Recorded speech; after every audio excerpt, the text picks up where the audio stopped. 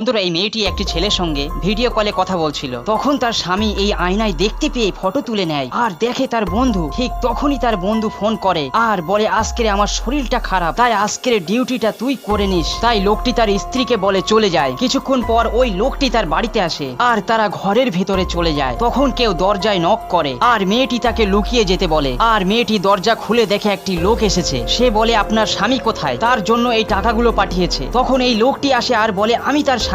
এই বলে সাইন করে টাকা নিয়ে নেয়। এবার তারা ভেতরে গিয়ে বলে, এই টাকা নিয়ে আমরা পালিয়ে যাব। ঠিক তখনই আবার দরজায় কেউ আসে আর দরজা খুলতে ওই লোকটি সহ পুলিশ আছে আর বলে, আপনার স্বামী টাকা চুরি করেছে। কিন্তু সে বলে, আমার স্বামী তো নেই। তখনই ওই লোকটি আসে আর এই লোকটি বলে, এটাই তো তার স্বামী। কিন্তু সে বলে, আমি তার স্বামী না। আর মেয়েটিও বলে, সে আমার স্বামীর বন্ধু, তার সাথে আমার এফআইআর আছে। তখন পুলিশ বলে, আমি বিশ্বাস করি না, তোমরা এই ক্যামেরার সামনে বলো। আর তারা দুজনে এই ক্যামেরার সামনে সব বলে দেয়। তখনই মেয়েটির স্বামী চলে আসে